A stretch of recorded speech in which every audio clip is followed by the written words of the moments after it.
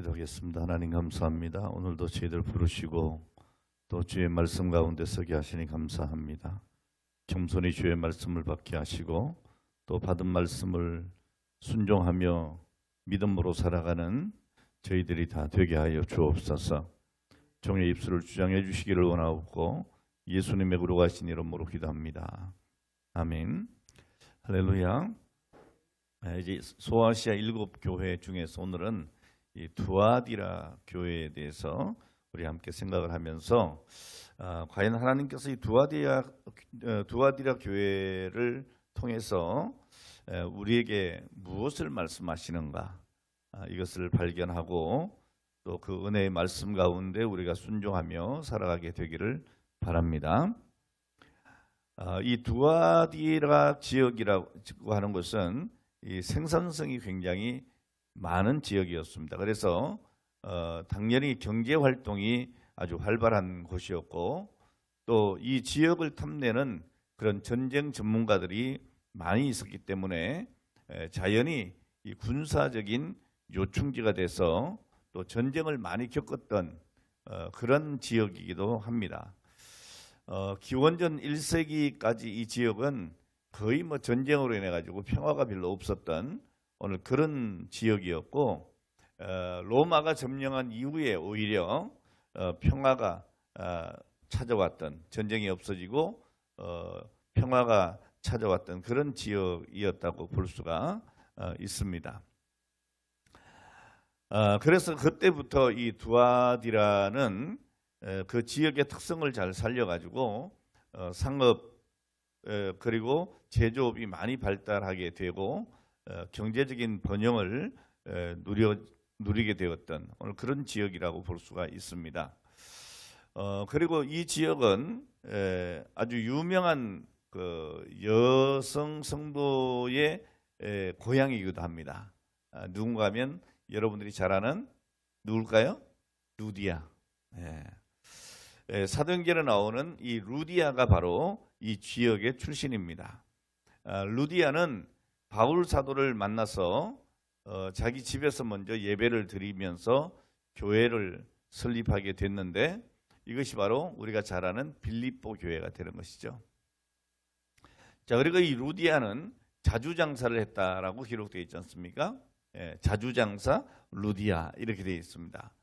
자, 그런데 이 루디아가 이 두아디라 지방에서 배운 그 제조업을 가지고 마게도냐로 진출을 하게 되고 거기서 많은 성공을 거둔 오늘날로 얘기하면 큰 여성 사업가가 된 것이죠.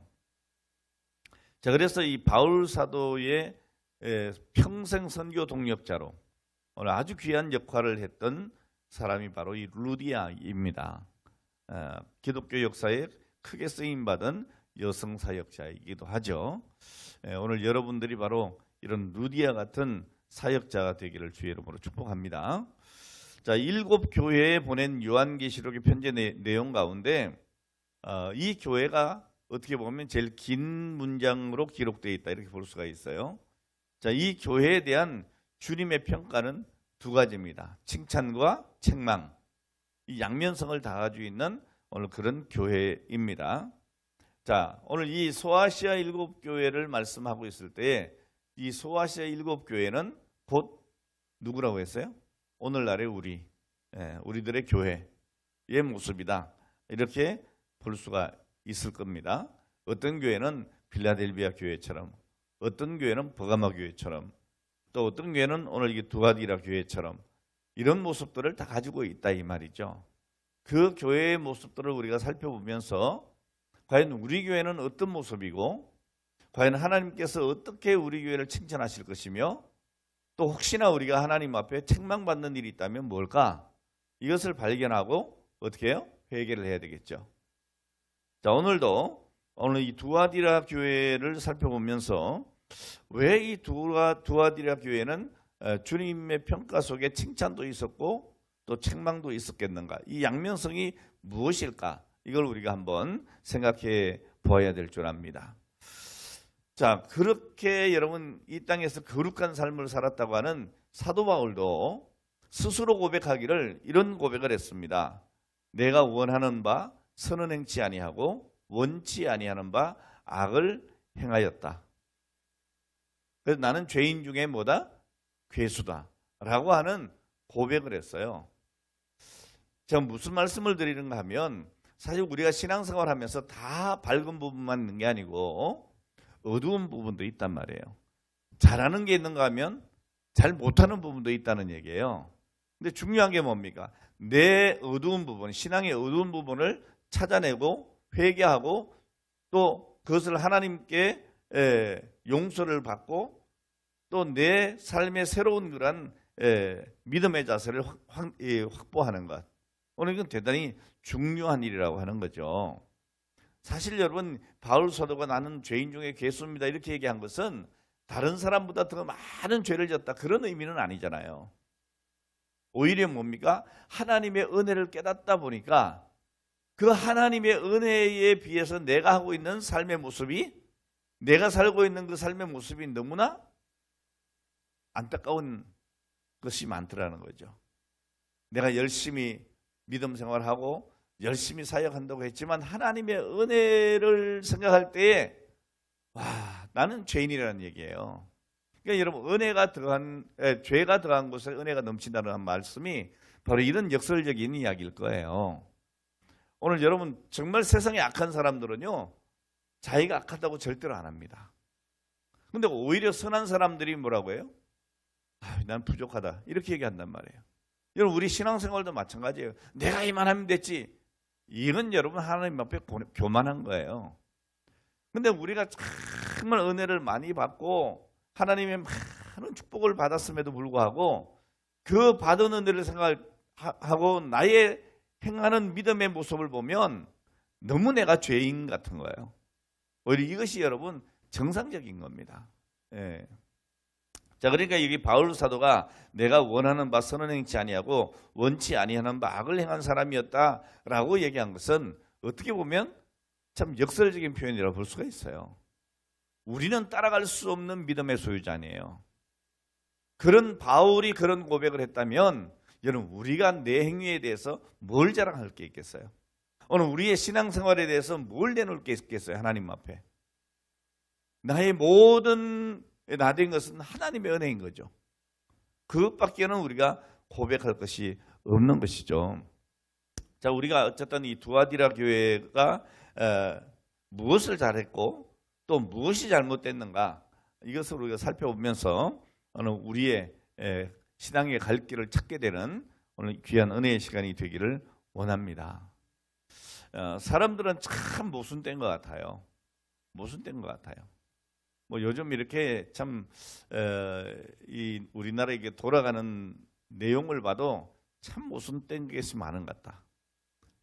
뭐 정치뿐 아니고 다 그렇지만 특히 정치판을 보면 참 그런 것 같다. 그런 생각이 들어요. 네. 여러분 1966년 9월 22일에 제6대 국회가 개최가 됐는데 개회가 됐는데 그때 한창 우리나라의 사회적인 이슈가 뭐였는가 하면 한국 비료주식회사가 일본으로부터 사카린을 대량 밀수한 사건이 있어요. 자, 그러면 여기에 대해서 이 밀수 사건이에요. 그러니까 여기에 대해서 당연히 합당한 징벌을 내려야 되잖아요. 그런데 오히려 이 밀수한 사실에 대해서 장관들이 이 사건을 두둔하는 발언을 해요. 정치인들이 또 그렇게 해요. 자, 그러니까 여기에서 울분을 참다 못한 여러분이 잘 아는 김두관, 그 김두관 의원이 그 국무위원석을 향해 가지고 탑골공원에서 가지고 온 오물을 투척하는 사건이 생겨요. 네. 자, 이 사건으로 인해서 그 김두관 의원은 국회 모독죄로 구속이 되고 정치 생명이 끝이 납니다.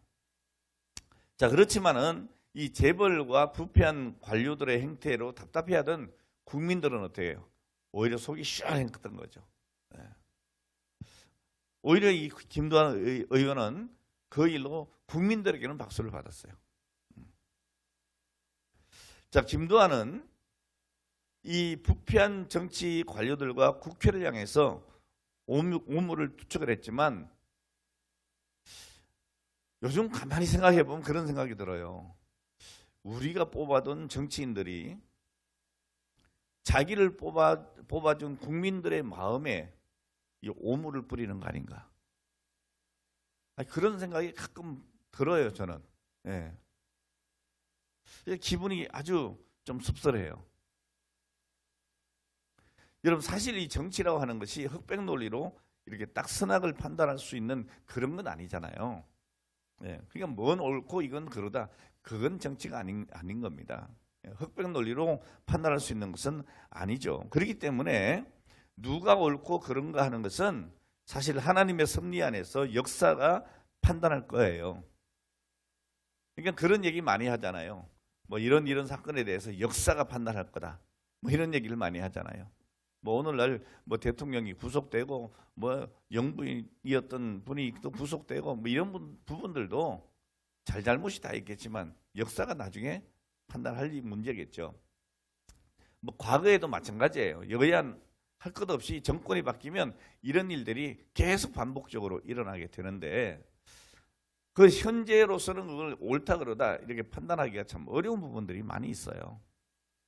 그러니까 이런 것들은 사실 하나님의 섭리 안에서 역사가 판단하게 될 건데, 자, 그러나 적어도 이 정치라고 하는 것은 국민들의 마음을 헤아리고 국민들의 마음을 시원하게 하는 이런 방향으로 흘러가야 하는 것이 맞지 않겠습니까? 그런데 오늘의 우리나라 정치가들의 수준은 어떻습니까? 당리, 당략.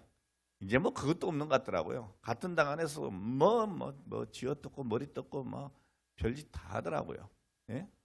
뭐 그런 걸 봅니다. 그리고 제 앞에 있는 그 이익에만 눈이 멀어서 나라도 뒷전, 국민들도 뒷전, 이게 지금의 정치판이 아닌가 이런 생각이 들어서 참 섭섭합니다. 이 국회라고 하는 것은 국민들의 소리를 대변하는 기관 아니겠어요? 근데 제가 이게 뭐 국정조사하고 뭐 이런 거 하는 거 들어보면 다 자기 얘기하고 있으면서 말로는 뭐라 그래요? 국민들이 이렇게 얘기하고 또 자기들에게서 쓴소리하면 내가 국민의 대표인데 이런 얘기 한다고요. 근데 그 말을 들어보면 국민의 대표가 아닌 거예요. 제가 볼 때는. 뭐 국민들의 마음을 전혀 헤아리는 것 같지 않아요. 완전 아전인수격이죠. 그저 완전히 자기 이 생각대로 또 당략에 의해서 해석하고 합리화하면서 말로는 국민들을 위해서 뭐 나라에 대한 애국심을 했다 뭐 이런 얘기를 하잖아요. 그런데 여러분 그런 국회의원을 보면서 저는 그런 생각해요. 정말 저 사람들을 애국자로 보는 사람이 몇 명이나 될까? 저는 요즘 이 국회의원들이 애국자로 안 보입니다. 저는 정말 그래요. 여러분 외국의 이 투자자들이 이 한국에서 기업하기 가장 어려운 이유로 드는 것이 뭐예요? 관료들의 부정부패, 정치의 불안정, 그리고 불편한 노사관계 뭐 이런 것들 아닙니까? 자, 이런 것들로 인해서 이 나라가 참 걱정이 되는 거예요. 정말 미래를 생각할 때 안타까운 일이 많은 거죠. 저는 예나 지금이나 그랬어요. 제가 예나 지금이나 이 대통령이든 국회의원이든 모두가 정말 사심을 버려야 되지 않겠나. 그리고 사랑과 화합으로 뭉쳐도 정말 국제사회에서 이 경쟁사회에서 살아남기 힘든 판인데 이런 세계가 보는 앞에서 우리끼리 서로 물고 뜯고 싸우고 이거 그만해야 되지 않겠나. 제가 왜 이 말씀드리는가 하면 뭐 그 사람들을 비난하자고 하는 얘기가 아니고 이런 것들을 보면서 우리 교회가 우리 기독교인들이 먼저 기도해야 되지 않겠나. 그 말씀을 드리는 겁니다. 현실이 이러니 이런 현실 앞에 우리 기독교인들이 할 수 있는 게 뭐겠나? 기도하는 것 아니겠나? 그런 말씀인 겁니다. 자, 아무튼 오늘 이 주시는 말씀 속에서 두아디라 교회뿐만이 아니고 이 시대를 살아가는 우리들에게 주시는 말씀을 우리는 들어야 될 줄 압니다. 자, 그래서 오늘 본문에 나타난 주님의 뜻을 깨닫고 돌아가는, 그리고 그 말씀대로 살아갈 수 있는 능력을 얻는 오늘 귀한 시간 되기를 주의 이름으로 축원합니다. 자, 먼저 이 두아디라 교회를 바라보는 주님의 눈입니다. 여기 뭐라고 하고 있느냐? 계시록 2장 18절을 보니까 두아디라 교회의 사자에게 편지하기를 그 눈이 뭐 같고? 불꽃 같고 그랬어요. 자, 두아디라 교회를 바라보는 주님의 눈은 불꽃 같은 눈이에요. 오늘도 우리 하나님은 우리를 불꽃 같은 눈으로 보고 계신다는 거예요. 이걸 우리가 알아야 돼요. 그냥 우리가 나만 아는 것이겠지, 그렇지 않습니다. 우리 주님이 불꽃 같은 눈으로 우리를 보고 계시고 우리 교회를 보고 계신다는 거예요. 자, 하나님의 눈은 어떤 눈이냐? 모든 것을 감찰하는 눈이에요. 역대하 16장 9절에 보면 여호와의 눈은 온 땅을 두루 감찰하사 전심으로 자기에게 행하는 자를 위하여 능력을 베푸시나니 이 일은 왕이 망령 때에 행하였은즉 이후로부터는 왕에게 전쟁이 있으리이다. 이렇게 얘기했어요. 왕이라고 봐주는 게 아니에요. 어느 누구에게 우리 하나님께서 능력을 베풀어 주시느냐? 하나님께서 온 땅을 두루 감찰하시고 전심으로 자기에게 향하는 자, 하나님께 향하는 자에게 뭘 주셔요? 능력을 베풀어 주신다는 거죠. 여러분, 세상에 그 강력한 그 힘을, 권력을 가지고 있던 바로에게 하나님이 능력을 주신 것이 아니고, 쫓겨나서 목동으로 40년 지냈던 그저 마른 지팡이 하나 들고 있던 모세에게 능력을 베풀어 주셔서 그 바로의 손에서 이스라엘을 구하게 하셨던 오늘 이 능력이 우리 하나님께로부터 왔다는 거예요. 그 능력을 누구에게 주시느냐? 하나님을 향하는 자에게 주신다는 거죠. 자, 그리고 시편 66편 7절에 보면 저가 그 능으로 영원히 치리하시며 눈으로 열방을 감찰하시나니 거역하는 자는 자고하지 말지어다 그랬어요. 그리고 잠언서 15장 3절 말씀에 보면 여호와의 눈은 어디서든지 악인과 선인을 감찰하신다 그랬어요. 오늘 여러분, 우리 하나님의 눈은 감찰하시는 눈이세요. 예레미야 16장 17절에 보면 이는 내 눈이 그들의 행위를 감찰함으로 그들이 내 얼굴 앞에서 숨김을 얻지 못하며 그랬어요. 그러니까 하나님의 눈에 숨겨질 것은 없어요. 숨겨질 것은.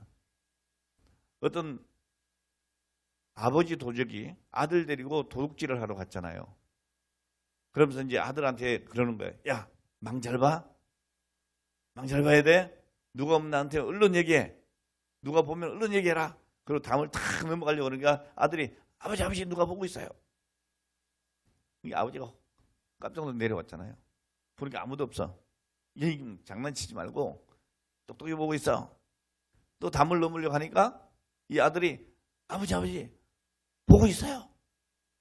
또 내려와서 보니까 아무도 없거든. 세 번째 또 그러고 올라가서 내려와가지고는 이 아들을 주워 박으려고 하는 거예요. 야, 이놈 아무도 없는데 누가 본다는 거야? 그랬더니 이 아들이 뭐라? 하나님 보고 계세요. 이 아들이 아마 교회 다녔던 모양이지. 네. 오늘 여러분, 사람이 안 본다고, 사람이 모른다고 하나님이 모르시고 하나님이 안 보시는 게 아니에요.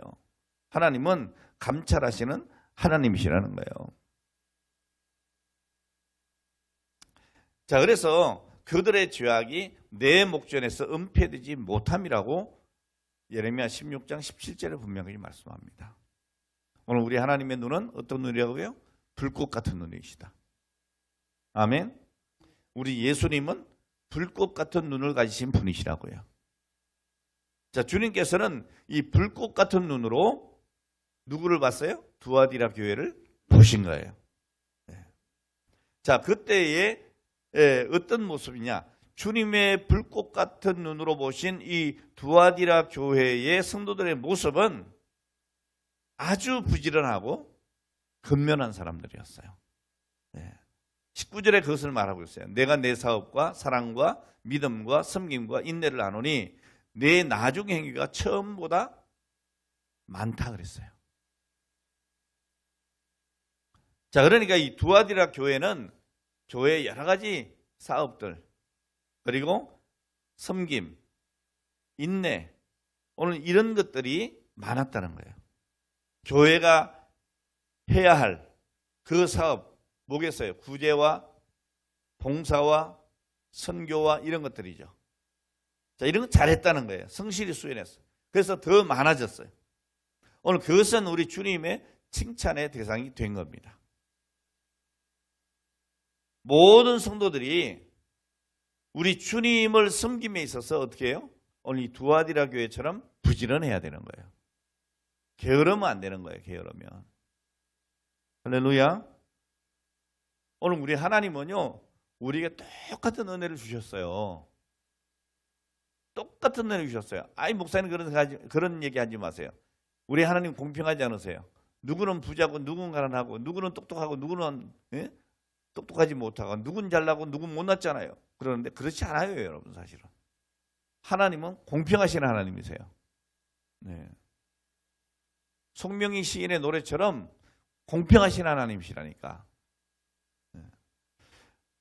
만일 어떤 은행에서 오늘 여러분들에게 매일 86,400불씩 우리나라 돈으로 하면 얼마 정도? 1억이 넘는 돈이에요. 그냥 뚝 잘라고 1억이라고 치자고요. 1억씩 매일 지불해주는 특전을 준다면 여러분 어떻게 했어요?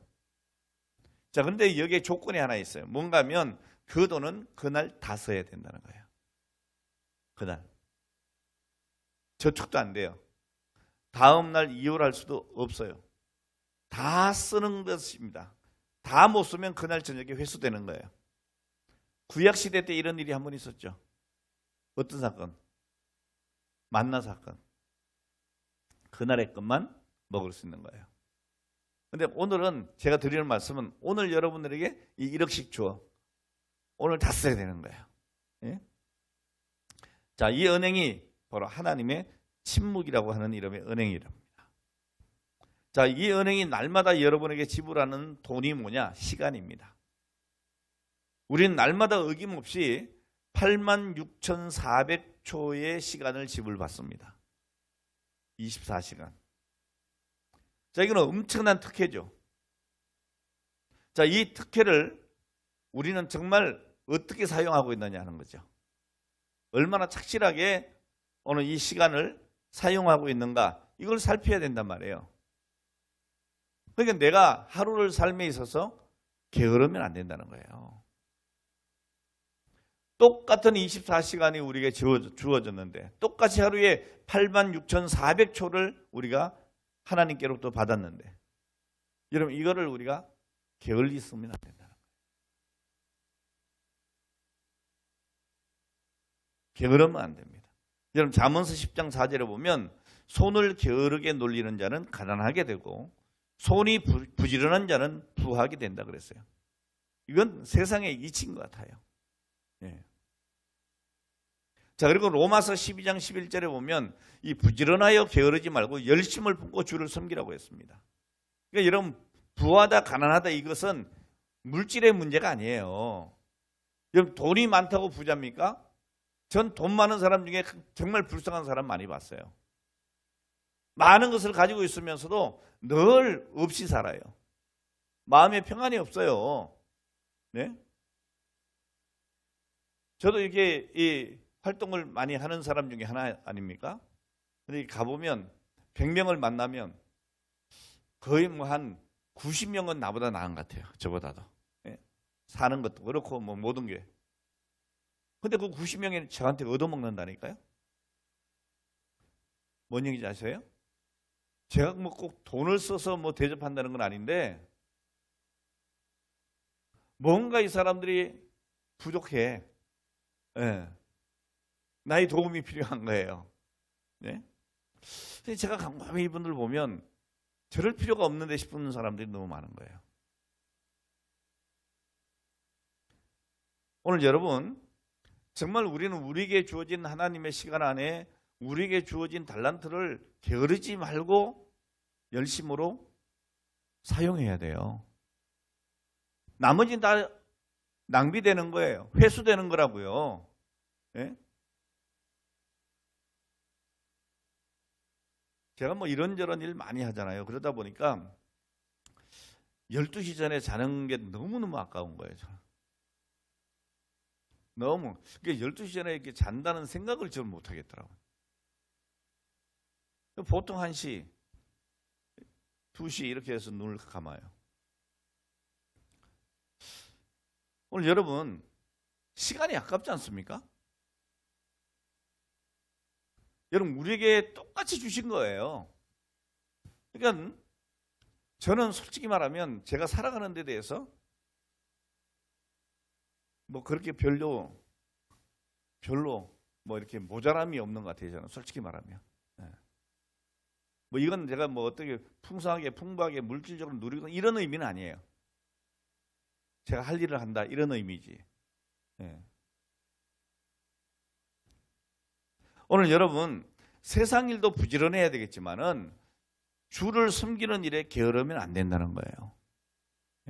근데 오늘날 우리 이 성도들이 얼마나 나태해졌습니까? 얼마나. 누워서 TV 볼 시간은 있는데 성경 볼 시간은 없고 드라마 볼 시간이 있는데 예배 드릴 시간이 없는 거예요. 여러분 드라마가 요즘 뭐 보니까 뭐 중간에 선전까지 넣어가지고 엄청 길게 하더라고요. 보니까 설교보다 훨씬 길던데요. 근데 그거는 뭐 막 중간에 선전하는 것까지 막 짜증을 내. 아우 왜 선전이야? 네? 근데 설교 끊는 거는 아무렇지도 않잖아요, 그렇죠? 네. 이거 안 되는 거예요, 여러분. 여러분 두렵게 생각해야 돼요. 예레미야서 48장 10절에 보면 이런 말씀이 있어요. 여호와의 일을 태만히 하는 자는 저주를 받을 것이요 이렇게 돼 있어요. 그냥 태만히 하는 걸로 끝나는 게 아니에요. 저주를 받을 것이요 이렇게 돼 있어요. 그러니까 이 말씀은 우리가 하나님의 일을 하는데 게으르지 말라고 엄청나게 강력한 충고를 하고 있는 거예요. 여러분 이 게으르다의 본래의 뜻은 돌보지 않다 하는 말과 무책임하다 하는 의미가 함께 담겨져 있어요. 그러니까 이 게으른 사람은 어떤 일이든지 기뻐하지 않고 흥분도 하지 않아요. 이런 게으른 사람은 모든 것을 다음에 하자고 미뤄요. 뭐 오늘 안 하면 어때 뭐 내일 하면 되지 이럽니다. 여러분 우리에게 내일이 있어요 없어요? 없어요. 우리에게 주어진 시간은 지금이에요. 지금이라고요. 내일이 어디 있습니까? 어제가 어디 있습니까? 지금 내가 주어진 시간만큼만 내 시간인 거예요. 여러분 하나님께는 그 맡겨진 일을 돌보지 아니하는 그런 무책임한 자, 오늘 이런 사람에게 소명을 줄 리가 없어요. 톨스토이가 이런 얘기했어요. 게으른 자의 머릿속에는 악마가 살기에 가장 좋은 곳이라고. 오늘 여러분 부지런해야 합니다.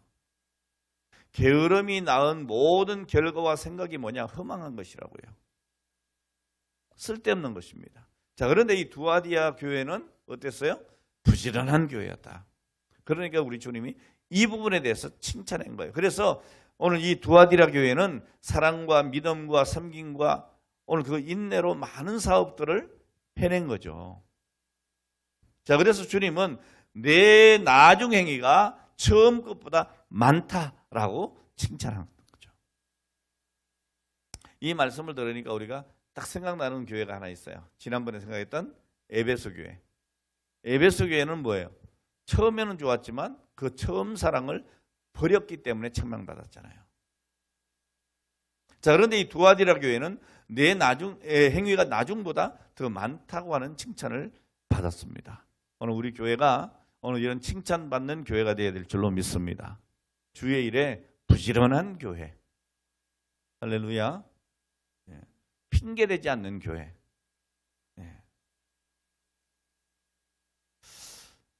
제가 우리 교회 이제 뭐 이렇게 또 옮기고 뭐 이런 부분들 때문에 제가 전에 한번 광고도 아니죠. 뭐 공동회 재직회 하고 그냥 한마디 툭 던졌는데 그냥 그것을 여러분들이 그냥 마음에 담아가지고 뭐 대출해가지고 또 헌금도 하고 막 이렇게 하는 모습을 보고 참 감사했어요. 솔직히 있어서 있는 돈으로 건축헌금을 한 분은 제가 볼 때는 거의 없는 것 같아요. 저도 여러분 형편을 아니까 그냥 툭 던진 거예요. 툭 던졌는데 여러분들이 그것을 마음에 새기고 그저 그 다음 주부터 이렇게 계속 헌금을 하는 걸 보고 참 감사했어요. 헌금을 해서 감사가 아니고 여러분들의 마음의 자세가 굉장히 감사했다고요. 참 그런 교회가 뭐 몇이나 되겠어요. 어떤 교회는 막 강조하고 막 헌금 강조한다고 그러는데 전 딱 한마디밖에 안 했거든요. 그렇게 하면 되지 않겠어요? 그럼 그렇게 했지 하라 소리도 안 했어요. 오늘 여러분 정말 우리 교회가 어떤 일이든지 멈추면 안 될 줄 압니다. 이전보다 더 많이 행했다고 하는 오늘 그런 칭찬 듣는 교회가 되기를 주의 이름으로 축복합니다. 자, 그런데 이런 좋은 칭찬받았던 그 교회에 책망이 있었어요. 그게 뭔가 하면 이세벨의 유혹을 이기지 못했다는 겁니다. 여러분 계시록 2장 20절 말씀해 보면 그러나 내게 책망할 일이 있노라 그랬어요. 그게 뭐냐? 자칭 선지자라 하는 여자 이세벨을 내가 용납함이니 그가 내 종들을 가르쳐 꾀어 행음하게 하고 우상의 제물을 먹게 했다. 여러분 부지런하고 열심히 주의 사업을 감당했지만 이 두아디라 교회는 이세벨의 유혹을 이기지 못했다는 거예요. 오늘날에도 이런 교회들이 많이 있습니다.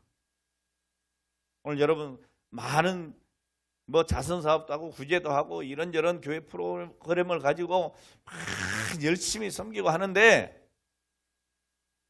신앙이 변질되는 거예요. 신앙이 변질되는 거예요. 여러분 우리 교단은 WCC 인정하지 않습니다. 왜 그렇습니까? 겉으로 보면 뭐 엄청나게 큰 단체 아니에요. 세계적인 큰 단체 아니에요. 그런데 오늘 그 단체의 개혁주의 신앙이 사라진 거예요. 본질적인 것이 흔들리는 거예요. 여러분 성경에 어디 동성애를 옹호하고 우리의 개혁주의 신앙에 어떻게 캐톨릭을 인정할 수 있습니까? 근데 인정하는 거예요. 이런저런 것들이 살금살금 들어온 거예요. 요즘 우리 교단에 또 WEA 문제로 시끌시끌합니다. 사실 이 WEA 처음 시작은 엄청나게 좋은 것이었어요. 그 정신이. 우리 개혁주의 신앙으로 시작한 거예요. 그런데 지금 논란거리가 되고 있어요. 된다 안 된다. 왜 그럴까요? 변질된 거예요. 이세벨의 유혹에 넘어가는 거예요. 행음하게 되고 우상의 제물을 먹게 되는 거예요. 많은 일을 하고 엄청난 사역을 하는 것 같은데 오늘 여러분 거기에 우상이 끼어드는 거예요.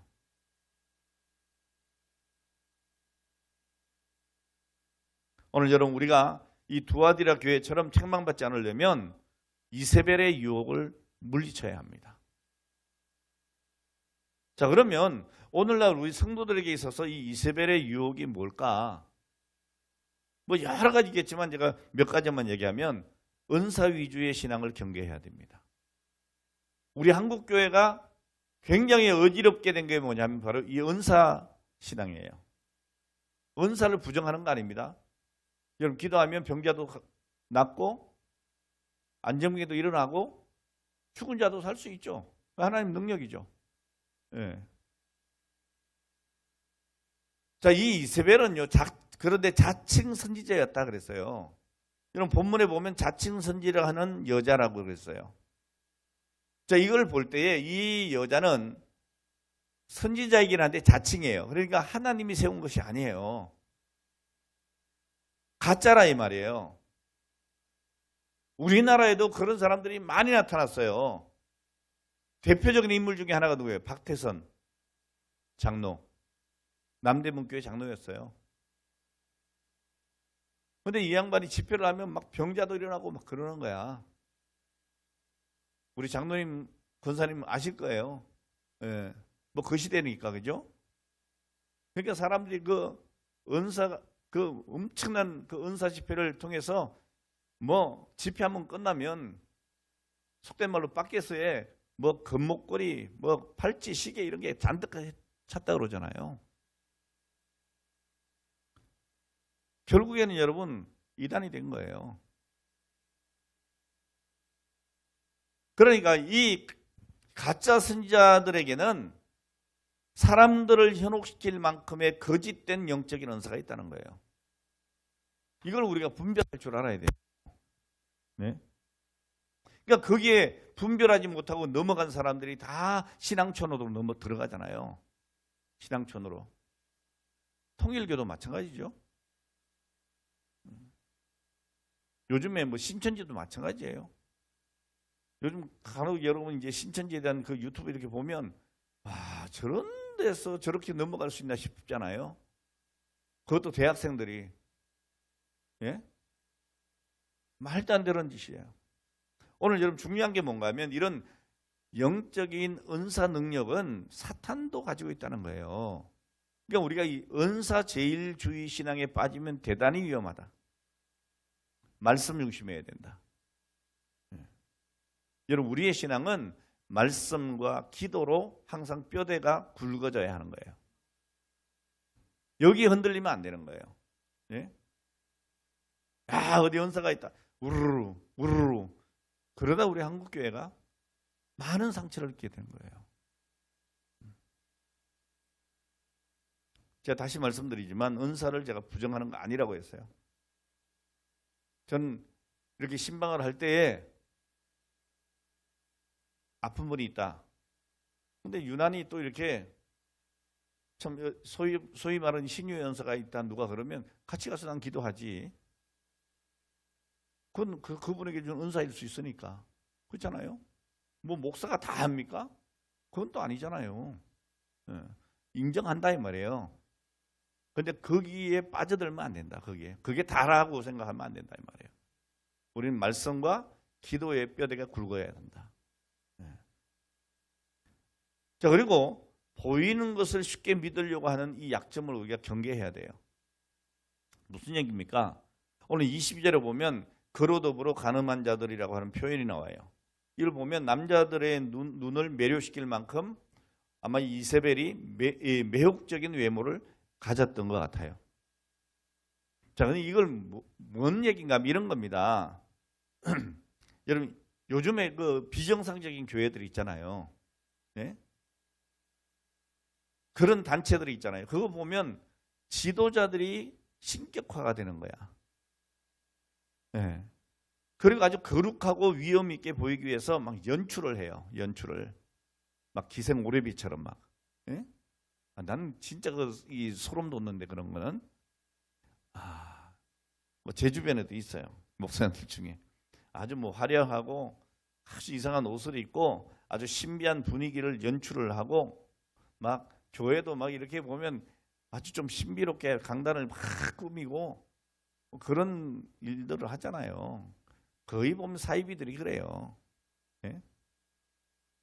여러분 정상적인 개혁교회는요 그렇게 안 합니다. 단순합니다. 강단도 단순하고 우리 교회처럼 십자가로 떼버리고. 왜 뗍니까? 이거 우리 교단 결의예요. 왜? 그 십자가를 보고 사람들이 저기서 뭔가 능력이 나오는 것처럼 생각하니까 그 십자가에서 능력이 나오는 게 아닙니다. 예수 그리스도에게서 나오는 것이지. 그건 예수 그리스도께서 우리를 위해서 십자가에 못 박혀 죽으셨다고는 한 상징적인 거지. 그 자체 십자가 자체가 능력 있는 거 아니라고요. 예? 근데 영화 보면 막 이렇게 막 십자가 이렇게 막 그거 되고 막 이러잖아요. 우리 그럴 필요가 없어. 그냥 예수 이름으로 기도하면 된다고 우리는. 예? 그러니까 너무 눈에 보이는 것을 믿으려고 하는 이러한 약점이 사람들에게 있어요. 이걸 여러분 경계해야 되는 겁니다. 예? 이런 인간의 약점을 이용해서 거짓 종교에서는 끊임없이 우상을 만들어내죠. 오늘 그것이 헛된 것인 것을 스스로 알면서도 정말 돈벌이를 위해서 우상을 만들고 우준한 인생들은 거기에 물질을 바치고 시간을 바친다고 해요. 여러분, 우리 인간에게는 도마의 습성이 있다 그럽니다. 요한복음 20장 25절에 보면 도마가 이렇게 얘기하잖아요. 다른 제자들이 그들에게 이르되 우리가 주를 보았노라 하니 도마가 가로되 내가 그 손의 못자국을 보며 그 손가락을 그 못자국에 넣으며 그 손을 옆구리에 넣어보지 않고는 믿지 않겠다.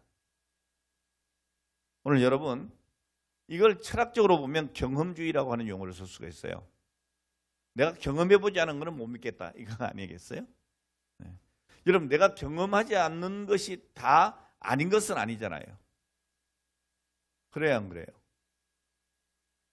제가 늘 얘기하지만 여러분, 뉴욕에 가면 워싱턴 블리치가 있어요. 유명한 다리가 있어요. 100년이 넘은 다리가 있어요. 있어요, 여러분.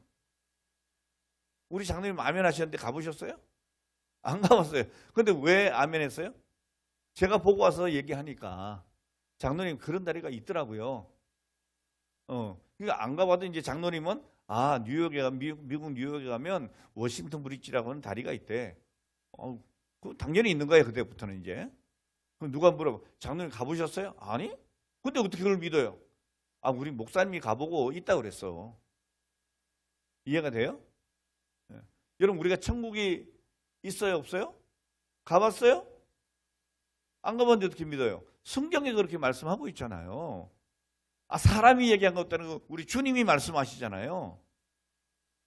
내가 믿는 주님이 말씀하시는데 안 믿어요? 네?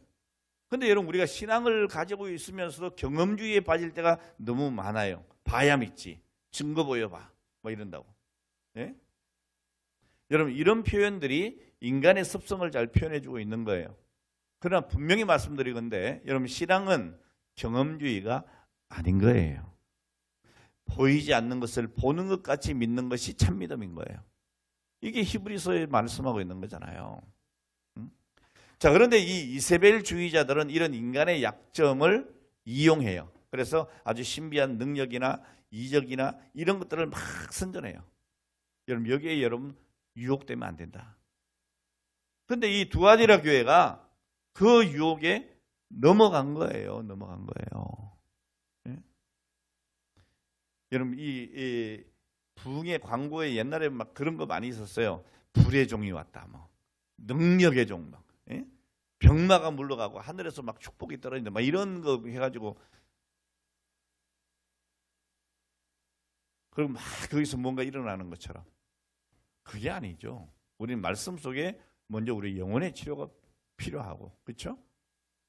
그 우리가 하나님 말씀으로 내 마음의 이 회복이 일어나면, 여러분, 사실 우리가 병 걸렸던 나았던 그게 문제가 안 되잖아요.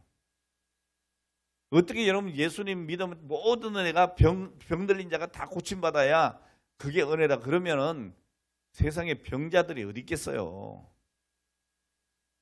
여러분, 안전병이는 안전병이대로, 눈먼 자는 눈먼 자대로 하나님께서 다 필요해서 오늘 그들에게 주신 은혜대로 살게 하시는 거예요.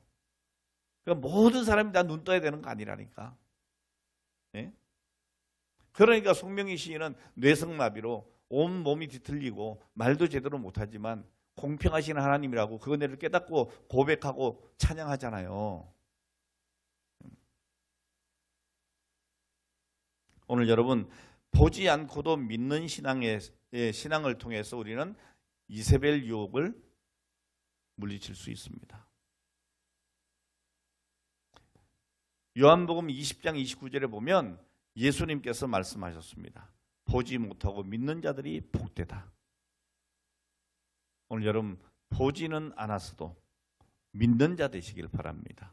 우린 천국을 믿습니다. 또한 지옥이 있다는 것도 믿습니다.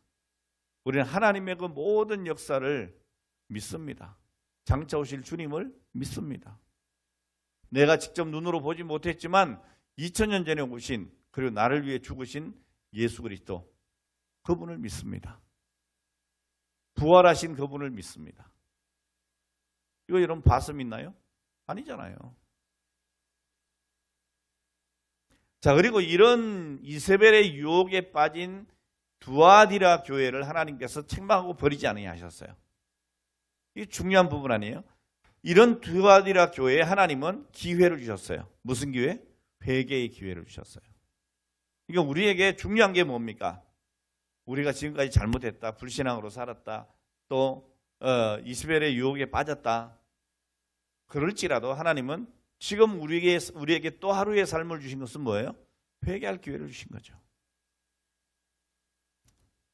계시록 2장 21절에 보니까 뭐라 했어요? 내가 또 그에게 회개할 기회를 주었어되 그 음행을 회개하고자 아니하는도다. 이게 문제인 거죠.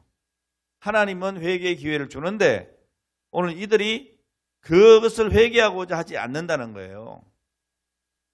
오늘 여러분 회개는요, 주님을 섬기는 사람들이 최우선으로 힘써야 될 기본적인 태도예요. 여러분 죄를 벗어버리지 않으면 결코 하나님의 은총의 잔을 우리가 마실 수가 없어요. 여러분 기회를 하나님이 주시는 것이지만 회개는 내가 힘써야 되는 거예요. 하나님의 은혜 생활, 오늘 여러분 그 은혜의 생활 축복받는 은총의 삶은 그냥 되어지는 것이 아닙니다. 오늘 우리에게 깨달음과 회개에 합당한 열매가 필요한 거죠.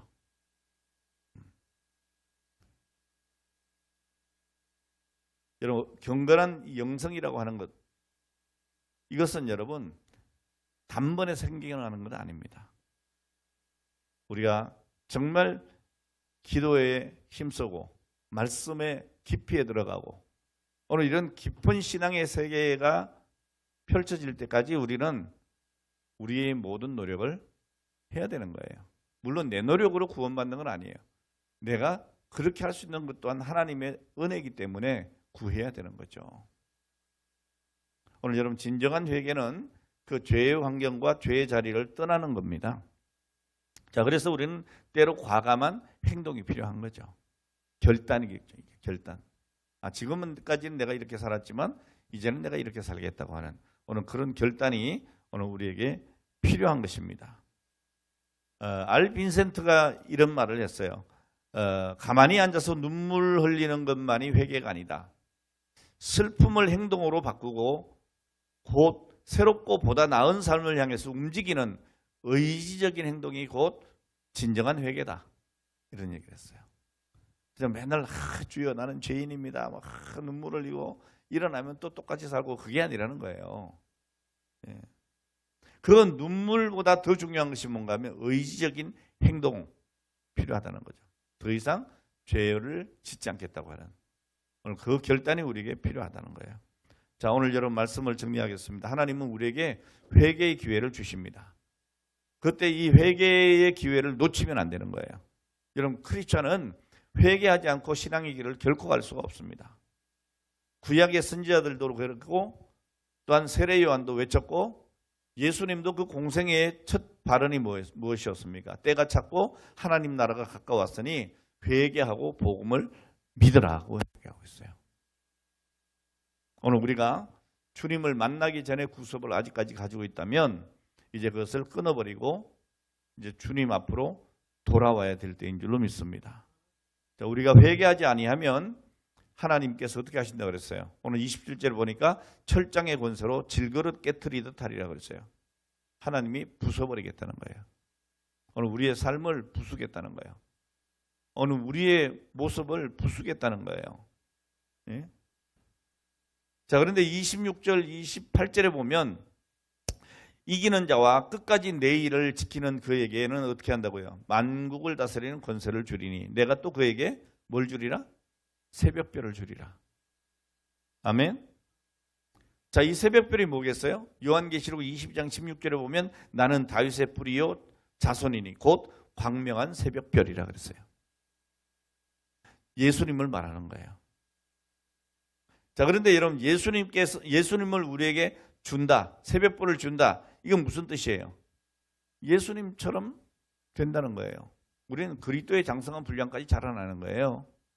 우리의 삶은 예수님을 닮는 삶이 돼야 돼요. 예수화되어 가야 된다 이 말이에요. 예? 자, 그래서 우리는 예수님과 같이 부활할 것이고 예수님과 같이 들림을 받을 것이고, 믿습니까? 예수님과 같이 하늘 영생을 누리게 될 것이 되고, 오늘 예수님 같이 왕 같은 제사장이고, 할렐루야, 새 하늘과 새 땅에 들어가는 거예요. 네. 오늘 여러분, 우리 기독교 복음의 진리의 특성이 뭔가 하면, 이거 기복주의 막 반대하고 막 이런 사람들이 굉장히 듣기 싫어하는 소리일 수 있는데, 저는 그렇지 않아요. 우리 기독교는 반드시 보상이 있는 종교다. 보상이 있습니다. 네. 이건 기복 종교하고 기복 신앙하고 좀 다른 문제예요. 언제나 여러분, 현세적이고 미래적이고 현실적이면서도 미래지향적인, 그리고 아주 철저한 보상의 진리가 성경에는 있어요. 여러분, 네가 이렇게 하면 이렇게 될 거다. 성경은 말씀하고 있는 거예요. 여러분, 이기는 자는 만국을 다스릴 권세와 새벽불을 줄 것이다. 그리고 세세토록 왕노릇하리라. 이것이 우리 주님의 말씀이에요.